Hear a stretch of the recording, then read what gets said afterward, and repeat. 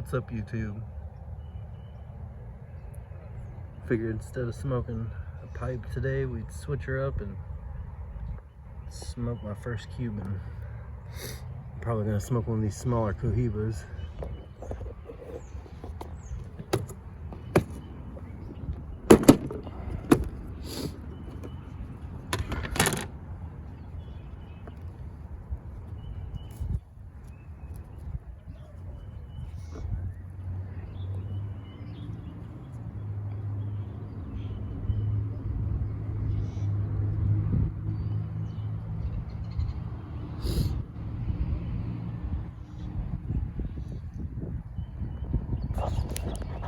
I'll sit you guys down, I'll be right back.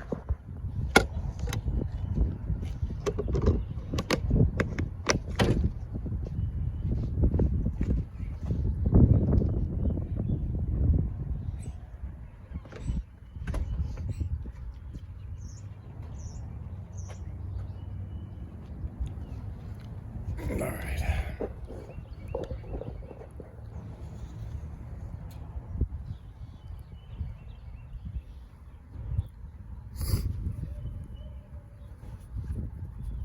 Gonna write my book again today, since this is one of these I've never smoked.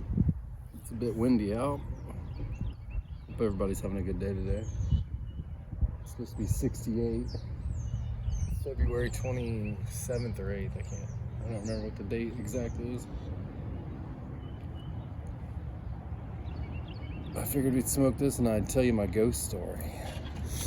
It came up on my Facebook memories this week and I was like, oh yeah, I haven't thought about that in a while. That's a good story.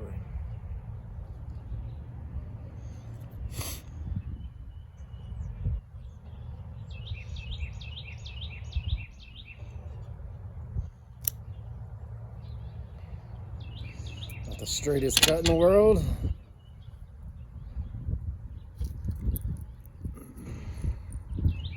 It's tad windy out.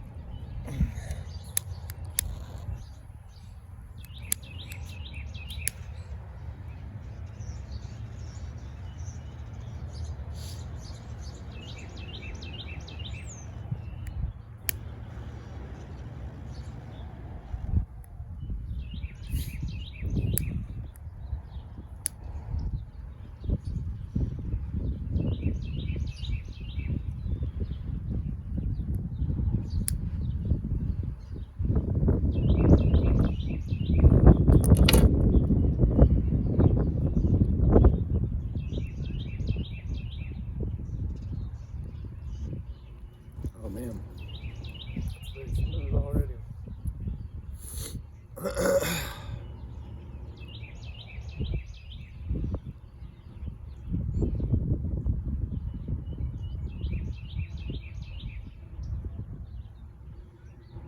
So did everybody see that new Cornell and Deal folklore come out? I'm so sick of small batches. I mean, if you're not checking your email every day and, oh, got it on my calendar that today's the day it's coming out. Nope, it's 12 minutes before the website goes up. I better get on there and start refreshing. And the whole website's gonna crash 3 times, and then you might get your order in, and oh, thank you for taking my $70-something for a pound of tobacco that I've never tasted. I don't know if I'm gonna like, but by God, if I want to try it, I gotta get on it right now. And then I post that on Facebook and everybody's bitching, oh, that's just capitalism. How is that capitalism when the FDA limits you or makes you pay a fee to come out with a new blend, so you have to do a small batch run so everybody has to rush and get it? Capitalism? That's not capitalism.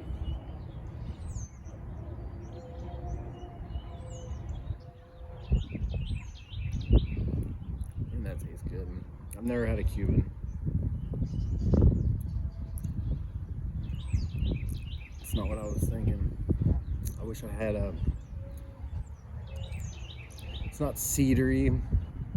It's got a very, very mild cigar taste. My cigar history is probably 85% Swisher Sweet. Well, probably 95% Swisher Sweet.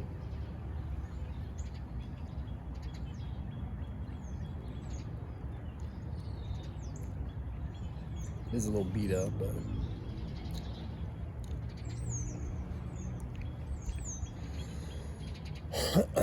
man, it tastes good. But yeah, I'm so sick of the whole small batch. I mean, and everybody says, "Oh, there's thousands of tobaccos to try out there," and I'm sure there are, and I do that. But it's just nice to see. Oh, let's go test this new thing out. That's why I like this hobby so much. It's not that expensive to. Oh, there's something new coming out, $20 or $50 or $70.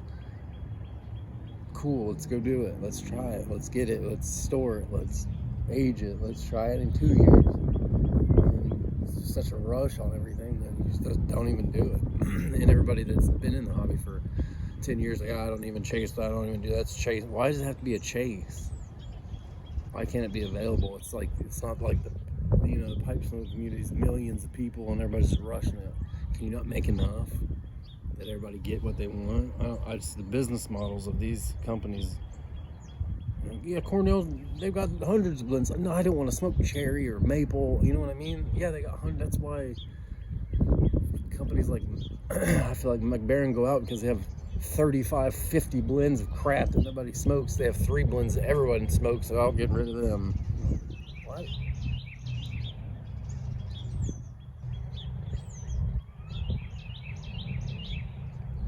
It's crazy when you start a new hobby and you didn't need any of this before. That's what I tell myself. I didn't need any of this before, and I get up a little uptight, but I'm really just something to talk about. It really doesn't affect me that much at the end of the day, but it's funny. I was thinking this. It's funny how 2 years ago I didn't need any pipe tobacco in my life, and I still don't. And now I'm like, man, I'll never have to be able to get that again, or I'll have to pay. It's funny how your brain works. Even though I have most of my blends cellared at this point, not all of them that I would have liked to. The 3 or 4 Virginias that I really like in my English, in my Burley Flake. The only one I didn't get is my Firestorm. I would have really liked to get about 10 tons of Firestorm.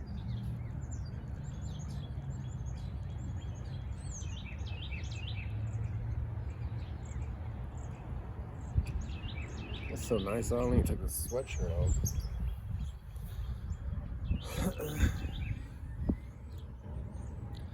For my shoddy light job, it's burning straight.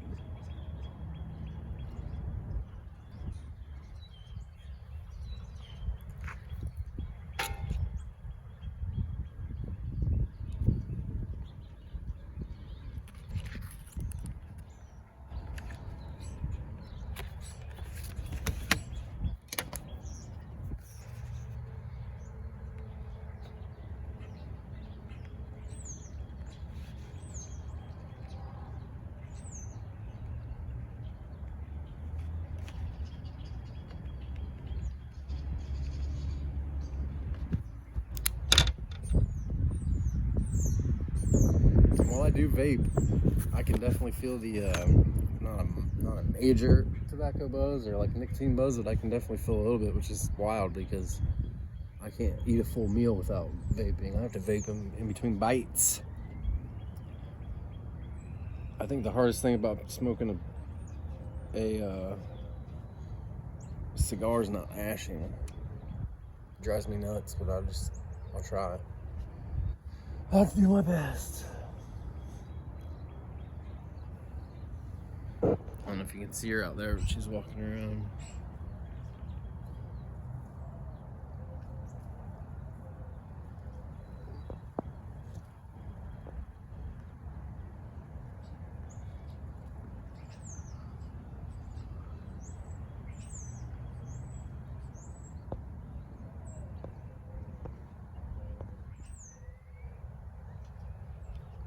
Which I'm glad I showed her to y'all, because that's in my ghost story, that's pretty much how it starts. So I joined the military in 2002,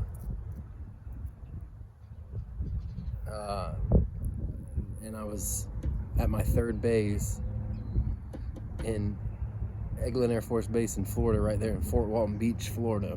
And I I lived in a couple condos, and I was like, man, I want to get a house. So I found a house, and it was in Mary Esther, Florida, which is like 5 minutes outside of Fort Walton Beach, and it's actually between Fort Walton Beach and Navarre, Florida. And it was right outside the town, and actually you turned in the little neighborhood, and if you went out to that main street and crossed that main street the other way, the ocean was right there. I mean, it was like 500 feet from my front door. I actually tried to get renter's insurance, and they're like, oh, sir, you live too close to the ocean. We don't even offer renter's insurance. Okay, whatever. Anyway, so I found this awesome little house. At the time, it was just me and Maya. I'll explain the house. As you pulled in the driveway, I'd park in the garage, go in the side door, in the garage, and if you walked in the door, to the right was a bedroom, and if you turn left, you walk down a little bit, and there was a hall, or a bathroom. You walk down a little farther, and there was the foyer to the living room, and then immediately to your left was stairs that went up, but if you kept going through the living room, it had a fireplace, and then the kitchen, where if you were in the kitchen washing dishes, you could see to the living room. There was like an island right there with a thing that went up to the top. So if you back out to where you walked in the garage, you went down the stairs that were to the left. If you went up those stairs, there was a wall to your left, but to the right there wasn't a wall. It was just a banister, and you could look over, see the living room, whatever, and then you could see into the kitchen, and there was like a divider that you could, if you were drunk enough, you could crawl over and walk across the island thing there in the middle. And so anyway, you go up those stairs,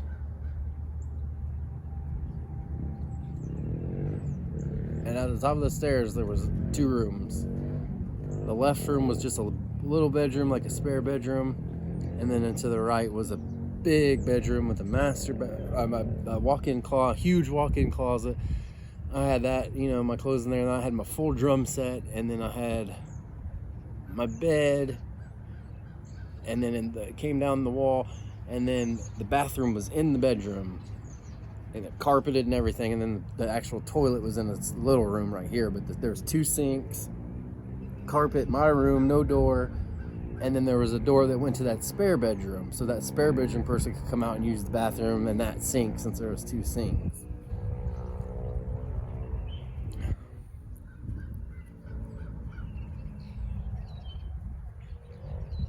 Now, I don't know when it all started. Well, I'll back up. So I have Maya, she's 16 right now. And we lived in 2 condos previously, so I always wanted her to have a backyard. So I got her backyard. And so she always wanted to be outside. Well, it had a sliding glass door. And so I was like, how the hell am I going to get a dog door on a sliding glass door? I went to Home Depot. Now I'm 22 or 3 years old. I had no idea about things in life, at this point. I might have been a little older, 25, 26. So I'm at Home Depot looking, and I'm walking around, and I find there is a slide in. You could, a slide door, now it makes sense, but a little insert that you could put in your door jamb, hook it to the wall, and then slide the door to that insert and lock it. And so it was all connected, and then it had a dog door, and it even came with a little flap. And on the dog door,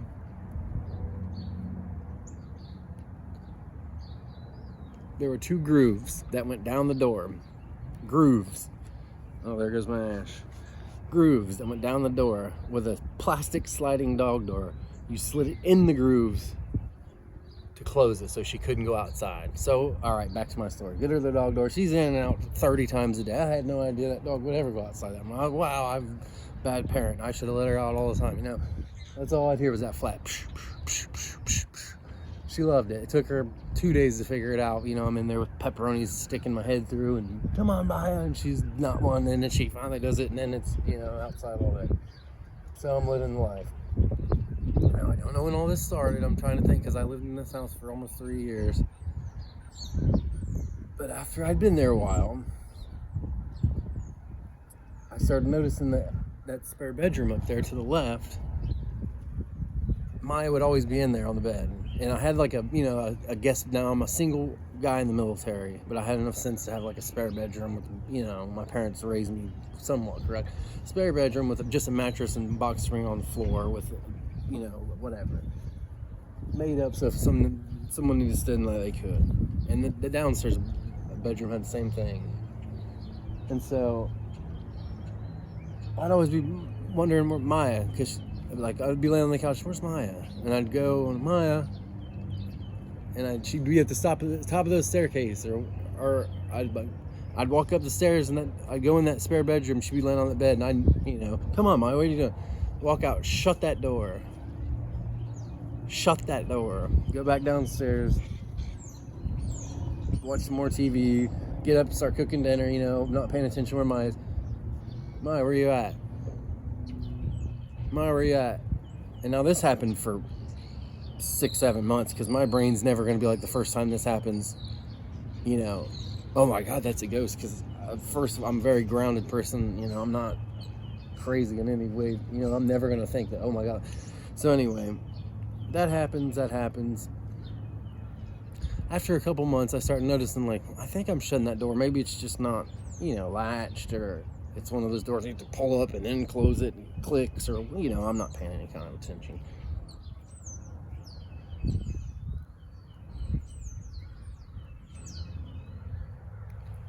But there's one day, and I have a computer downstairs, that I'm always on.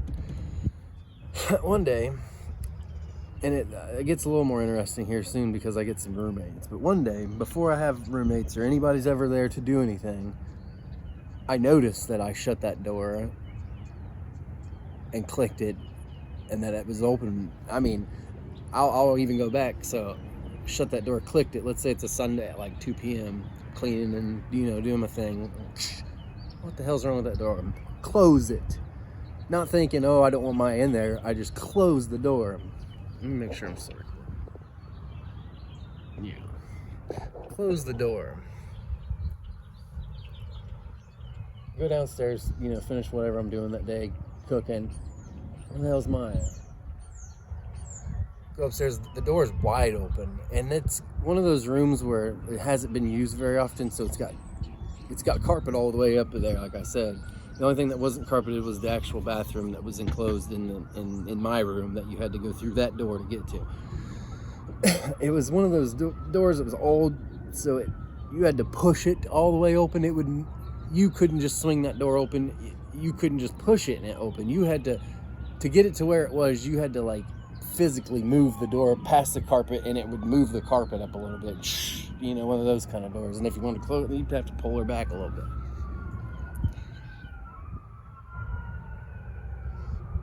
There's a sirens again. So at this point, I'm thinking, what in the hell? How does my dog get this door open?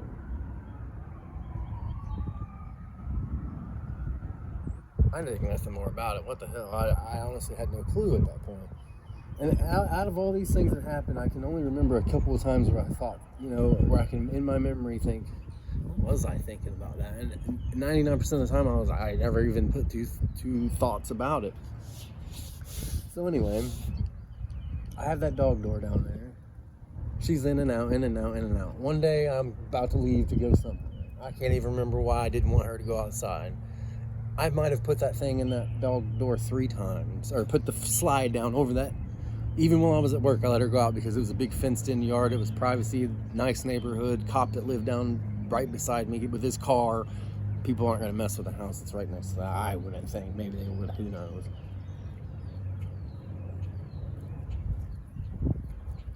So anyway, I am leaving. Don't want her to go outside. I can't remember what for. It wasn't a long trip. And no one had keys in my house. No one, me. I slide that plastic thing over the dog door, all the way down, click. Maya's 15 pounds. I leave, come back. The dog doors, when I get back, I come back and I'm like, Maya's usually, when you walk in the door, if she's in the house, stuck there, she's going to come over and, hey, what's up? I open the door, I'm like, where the hell's Maya? I look over because, as I said, I come in the garage door. You walk down the hall. You can either go up the stairs or there's the foyer. I look right across, and the dog door thing is off. It's set, not against the wall, but placed, where it's not going to slide down or up. Placed there, and Maya's outside. And I'm thinking, Now what in the fuck is going on? No one has been here. There's no text, I can clearly tell no one's been there. The door's still locked. Everything's the same, just the things off in Maya's outside. And I'm thinking, what in the hell is going on? Fast forward 6 months, maybe. I'm about to go to Turkey. I get orders, Trav, you're leaving for 6 months to go to Turkey. I'm thinking, shit, I gotta find somebody that I trust, enough to watch Maya while I'm gone for 6 months. I have 2 of the best friends in the whole world, long story short, that did an amazing job the whole time, whatever. I come back, I told them, you guys did your part. As long as you guys want to stay here, I took care of the bills anyway, it was my house. So I said, you guys can stay here, 5, 6, 7 months, whatever, I don't care. Just buy your own food, and if you want to help. So they did. They, pay the cable or whatever. One guy was a geek for internet, and another guy was like me and him games. So they just chipped in and paid the internet. So it was actually helping me out. And I had, like I said, 2 spare bedrooms, so it just worked out perfectly. Anyways, we partied. I mean, crazy in that house. Anyways.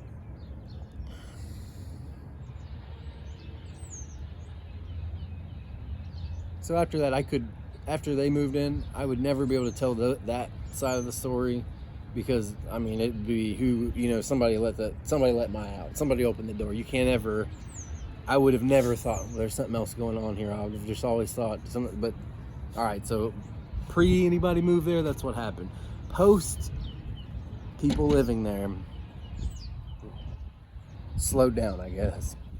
There's only one time where I was upstairs on the phone with some girl, and I'm coming down the stairs, and like I said, you come down the stairs or you walk in the garage, there's a bedroom or the bathroom. So that's Johnny's bedroom, and he would use that bathroom. I hear Johnny talk like, hey, what's good? Hey, stop it. And I'm coming in, it's me and him, that's it there. Chris is somewhere, not even there. He worked a lot or whatever. And I'm coming down the stairs, and I'm like, what the hell is John? I'm talking to the girl, I'm like, what the hell is Johnny yelling at? I think he's like singing in the shower. I'm like, what the fuck's he doing? So I walk down there, and he's like, stop it. And I'm like, bro. And he's like, bro, stop messing with the door. And I'm like, what? And he's like, stop messing with the door. And I'm like, I'm opening the door. He's like, I open the door, and I'm like, bro, I've been upstairs. I was on the phone with her, walking down the stairs, and we were making fun of you because we thought you were singing. And he was like, what? And I go, what do you mean, what was it, somebody doing in the door? And he was like, bro, somebody was turning the doorknob back and forth, like trying to get in. I was like, are you sure? He's like, yeah. And he knew nothing about, I had never told him anything. This dude was Colombian. He would have never in a million years been like, bro, go. So I didn't even say that. I didn't want to freak him out. I just said, okay. It wasn't me, bro. And he was like, are you sure, man? Because me and him always joked. I'm like, bro, I said, tell him. And I put her on speaker, and he was like, no. She was like, no, he was upstairs talking to me, and he was going out, and we heard you in the bathroom. We thought you were singing. He's like, bro, what the fuck? And that was, he never said another word about that. All right. So on to the, I never told him that either. Might be a goat, because I don't want to freak him out. So fast forward another couple, I don't know, probably another 6 months. I'm getting out of the military. I'm moving to Pensacola. Johnny and Chris they were already gone. Or they went, I don't know. Obviously they're not gone, but they had moved on to where they're going to go. And I'm laying in bed.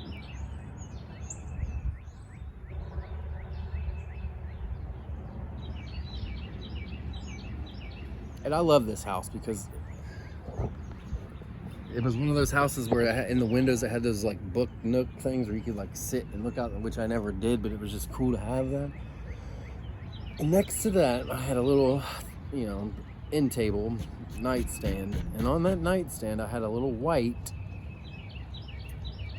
space heater, about this wide, come up like this, like the newer ones you can get at Walmart. It's called a Honeywell with a little orange spot at the bottom.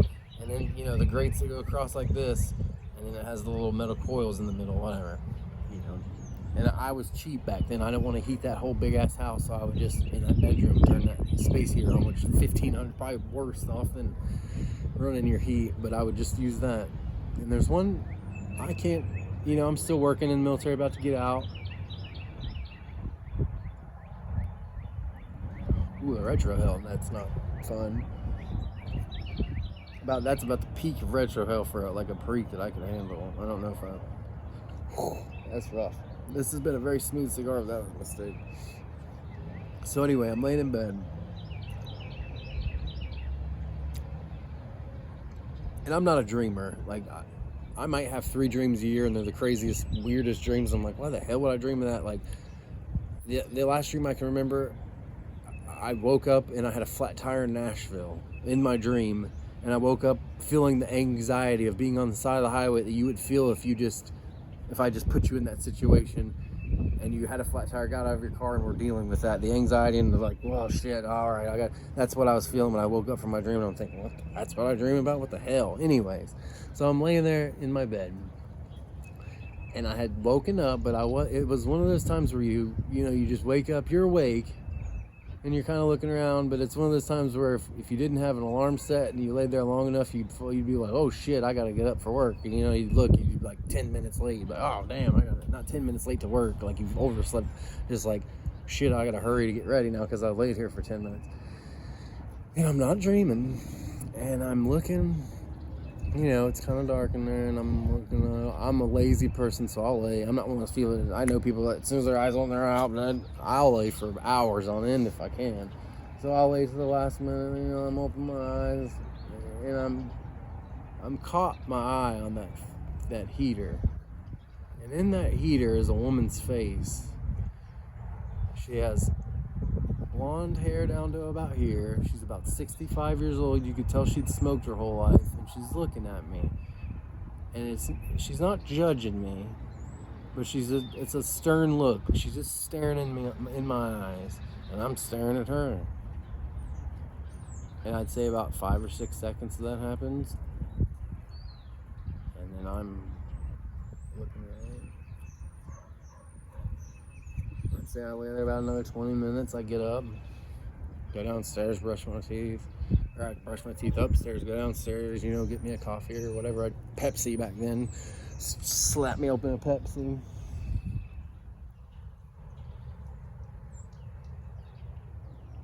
Get on the computer, get on Facebook, especially then, 2014, it was awesome, living the dream. And as soon as I log on to Facebook, I get hit with this feeling from the tips of my toes all the way to my brain, and it's like a jolt. And I'm like, holy shit, that was real. What I saw was real. I saw her face up there. I saw her damn face in that fan. Oh my God. And I started freaking out. And it was as real then as I can ever, like, I remember her look, and I thought, I'm going to go on here and type this address in, and there's going to be an obituary of a woman that died in this house, and it's going to be her, and I don't want to know that. So I just never looked it up. But she never messed with me. She would open the door for Maya, and she let her outside that one time, and then I saw her face, and she messed with the door for Johnny. I have no idea what the hell. That's my ghost story.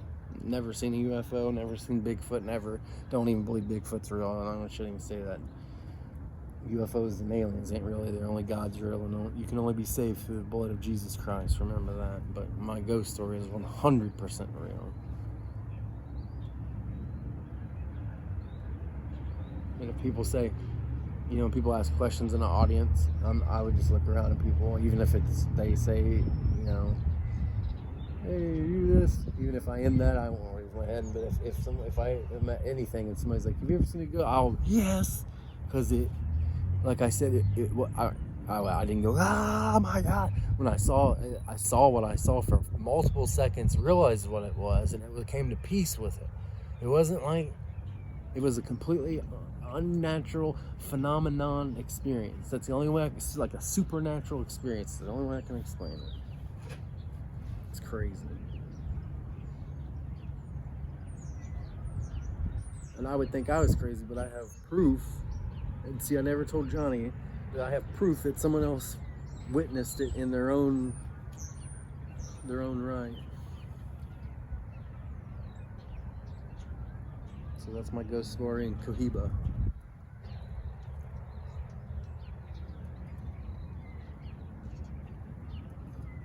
Which I must say, this is really really good. I mean, like, really good. Maya, you remember your ghost?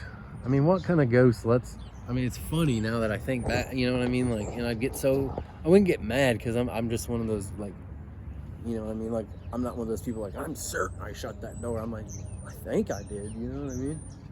Like, damn, I think I did. I'd say that even though I shut it and know I shut it. I think I shut that door. And then that one day, I mean, it's wide open to the door. You couldn't, I'd pull it back. I'm thinking, it's crazy. If that was, you know what I mean?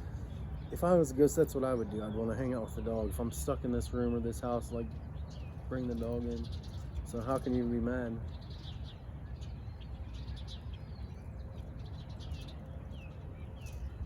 I remember she'd just be sitting there on that bed. I can picture her now, sitting on that bed in that white room, the sun beaming in because it was on the top floor. I love that house.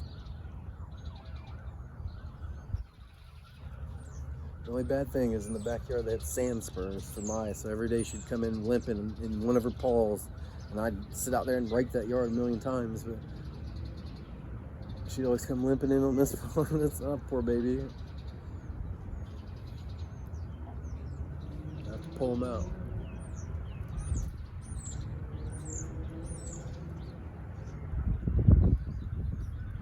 I don't know what I'm supposed to be tasting, but this is, I mean, it's phenomenal.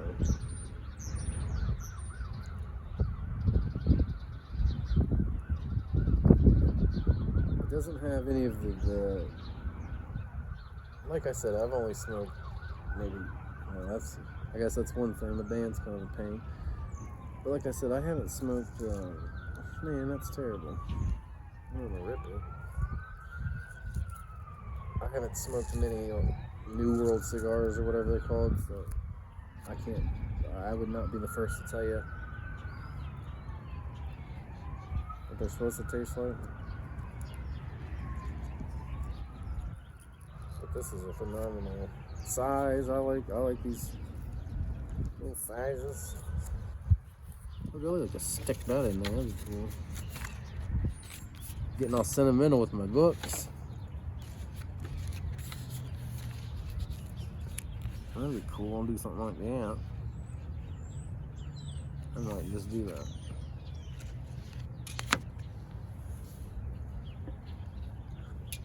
So anyway, that's my ghost story. I'm sticking to it.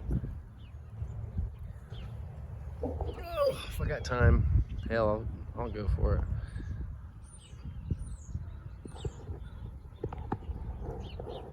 So I finished with my military. So I was a junior in high school on 9/11, September 11, 2001. I was a junior in high school, and I was in English class, like first or second period. I can't remember the period. I think it was first period.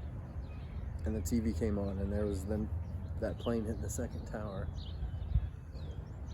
9 months later, well, let me think.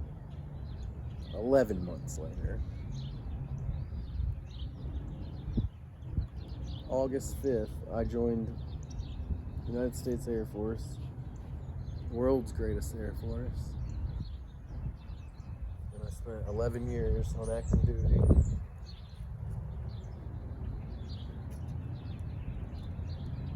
I was in the logistics squadron. I was a fuels troop. We refueled all the airplanes and everything on base. We handled all the bulk fuels, all the fuel with anything. I fueled every badass helicopter and jet you can think of. I've put fuel on Air Force 2. I've refueled helicopters in combat and disarmed bombs and done all kinds of crazy stuff. Convoys in Iraq and Afghanistan. But I was stationed at Altus, Oklahoma, which I'll never forget. You go to basic training in San Antonio, Texas, which is a beautiful place. And then I went to tech school, which is your technical school, how they tell you how to do your job. Thank you.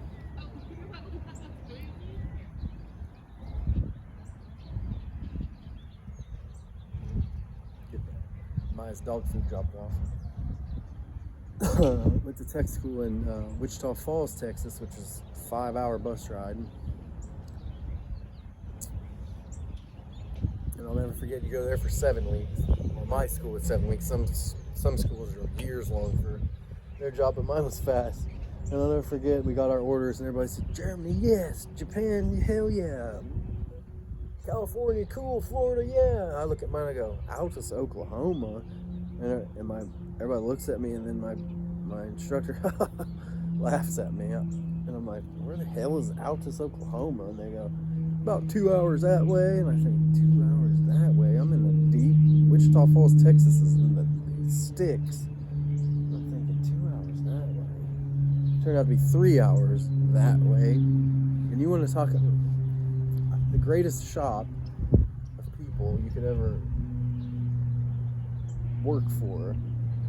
A great experience to learn and a great first base, because heavies working on C5, C17s, KC-135s, it was just a different pace of things and allowed you to get in and figure out what the hell you were doing, and you're able to put 30 and 40 and 50,000 gallons on a plane before you went off to a fighter base where you're filling 20 planes in a row. You know what I mean? You got your feet wet with a heavy, you got to stand there for 3 or 4 or 5 hours and look at it. Wow. Whatever. But I loved Oklahoma for that point out. But as far as like being 18 and in a place like that, oh my gosh. There was no alcohol, which was 18, and you couldn't get a tattoo. So what I do, every 2 weeks when I got paid, I would go back to Wichita Falls, right outside the gate, and get a tattoo with this place called Altered Image. And I was stationed at Altus for 3 years, and in that time I got 28 tattoos at that place.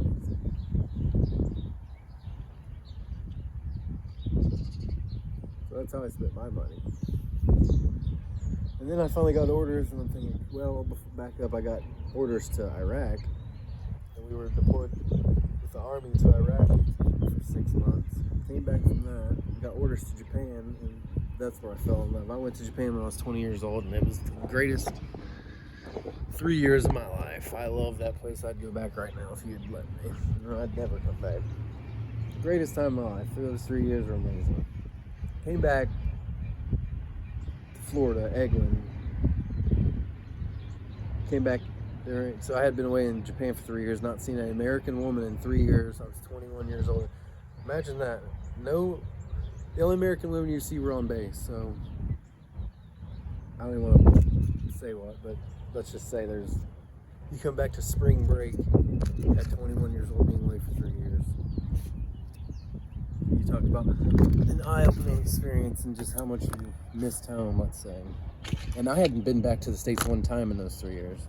We went to Alaska one time, so I was stuck up there. So I hadn't been in America for 3 years at that point. And then they dropped me in the emerald white beaches of Florida, Port Trav. Let me tell you, and I spent 9 years there. And it was the best 9 years.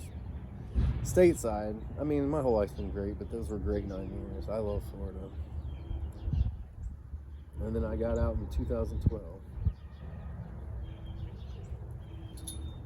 So I was in from 18 to 29.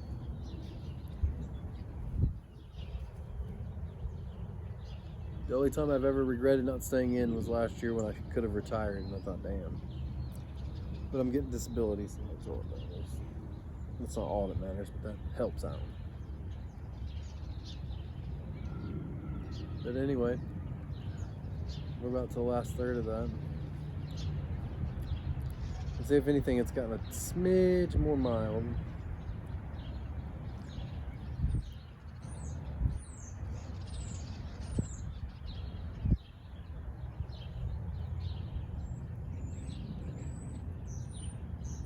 I think mine was ready to go inside. You ready to go inside?